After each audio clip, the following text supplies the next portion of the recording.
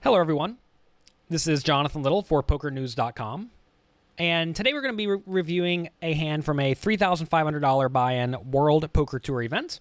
Same one as last video. If you have not seen the previous two videos I've made for Poker News, be sure to check them out.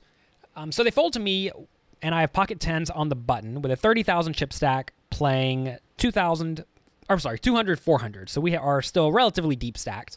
This is a spot where I'm going to be raising to roughly 2.5 big blinds pretty much every time. The player in the big blind is a loose, aggressive player, so I do expect him to call or re-raise a decent amount of the time. But to my surprise, he re-raises to 2,200. Now, typically when players re-raise from the big blind or out of position in general, they tend to make it somewhat large, roughly 2.7 to 3.3 times the initial raise. And the reason for that is because when you're out of position, you typically don't mind if your opponent folds. It's not really that big of a deal because it's hard to play even a relatively strong hand from out of position, especially against a good player whenever you are both deep stacked. So unless you have a really good read on your opponent, and by that I mean, like, I know this player is a loose aggressive player, but I don't know what his bet sizings mean.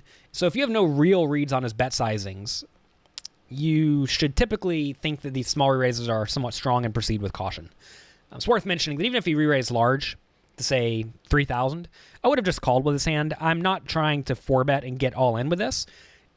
Even if your opponent is generally loose aggressive, they're usually not just going to blindly blast their stack into the pot. And also, if I am playing a somewhat soft World Poker Tour event, I'm not trying to just get it all in super early in a spot where I probably have even 55% equity if I think my opponent's just absolutely crazy. So I'm going to call this 1,200 more, and then we're going to proceed with caution. It's worth mentioning that if my opponent does have a good hand, like say he does have aces, kings, or queens, I do not think that's a good re-raise size from him because, first off, it makes me play more cautiously, which is not really ideal for him. And also, it gives me very good implied odds. I have to put in 1,200 more to potentially win up to 30,000. And that's 25 to 1 implied odds or so. So I'm definitely happy to call in this scenario. So it comes 9-8-5, not a very good flop for pocket tens because now I lose to all the overpairs plus 9s and 8s. But my opponent bets 2,300. So while I thought the pre-flop bet size meant something, I don't really read too much into this bet size. This seems sort of like a standard continuation bet. And I do think most players who re-raise from out of position are going to continuation bet something like this on most boards. So I'm going to call and see what develops. If the turn is an overcard, my opponent continues betting, I'm probably just going to fold. If the turn is really any card and he just bets somewhat large or an amount that makes me think he's trying to rope me in, so I guess if he just bets it all, I'm going to proceed with caution. I probably would call one more bet on a safe turn versus a standard-ish bet size. But again, you always have to be aware that your opponent just could have the nuts, and whenever your opponent could easily have the nuts, you do not want to blindly pay them off.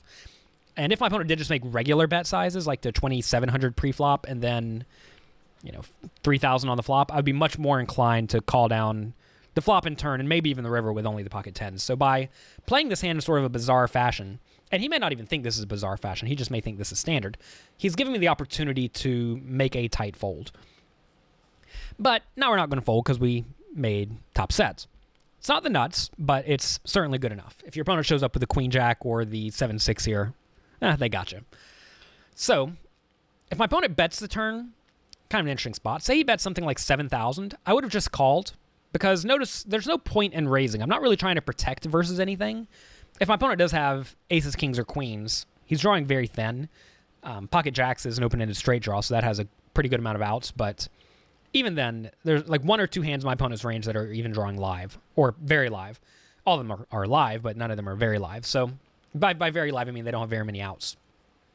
So if my opponent bet, I would have just called. I would continue the slow play and hopefully induce my opponent to bet the river.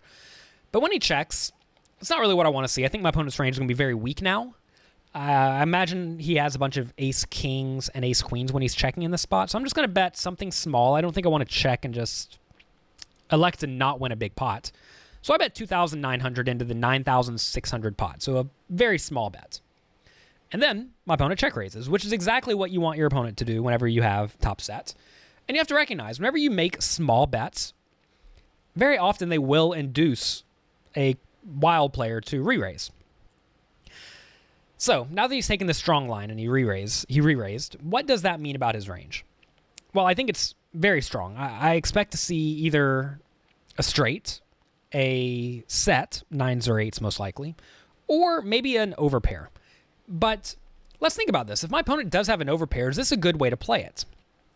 And the answer is no. This is actually a horrible way to play it against a competent player, because if I'm sitting here with one pair and no draw, like say I have ace-10 somehow or ace-9, I'm just going to fold every time.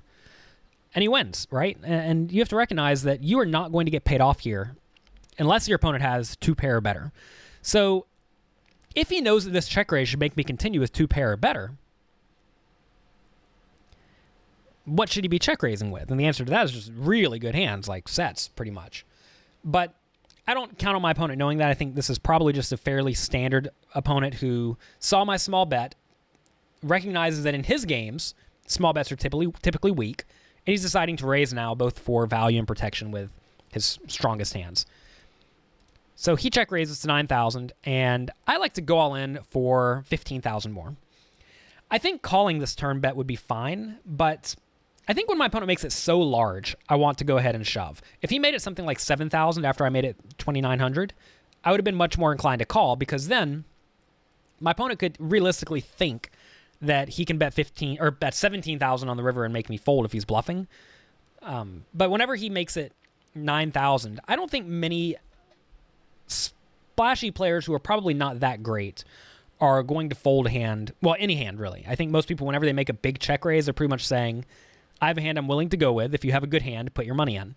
And that's what I'm doing. My opponent has told me exactly what to do. He's told me that he has a hand he's probably not going to fold. And that allows me to very easily put my stack in. Of course, if my opponent folded here, this would have been a disaster, because it means he's folding a hand that has pretty much no equity. But he did not fold. He actually thought for a while, but he still called because, again, it's 15,000 to win the 60,000 chip pot. He had pocket aces, and I scooped a nice pot. So a lot of players look at this and say, well, he would have lost a big pot anyway, so it doesn't really matter. But that's absolutely not true. You have to realize that if I was in my opponent's shoes and I re-raised pre-flop with the aces and then bet the flop and got called, I'm probably going to check this turn and check call. So I checked the turn. My opponent would have bet, like I bet, 2,900, and I would have called. On the river, I would have checked. My opponent would have bet 7,000, and I would have called. So instead of losing 25,000 chips on the turn, I would have lost about 10,000. And I think most good players are losing 10,000 in that spot. And by playing the hand in that manner, it lets you save chips when you're behind, as my opponent was this time. And also, it lets your opponent bluff, which is vitally important. Bluff or overvalue a worse made hand, like pocket jacks, for example. So by playing the hand this way, my opponent pretty much ensures he gets it in drawing very thin. And by playing it the way I would suggest, just check, call, turn, check, call, river, he induces bluffs and does not go broke whenever or at least he does not lose a huge stack whenever he happens to have the worst hand. So whenever you find pocket aces in a scenario like this, do not overplay it. This is a very classic blunder that amateur players make all the time.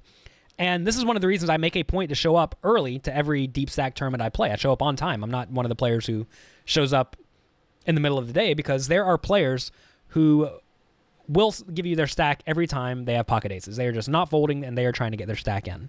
And if you find these players, you can pinpoint them, try to play a lot of pots with them, and whenever you are fortunate enough to make a good hand, you're going to get paid. So that's going to be it for this video. I hope you enjoyed it. Let me know what you think, and I will talk to you next time.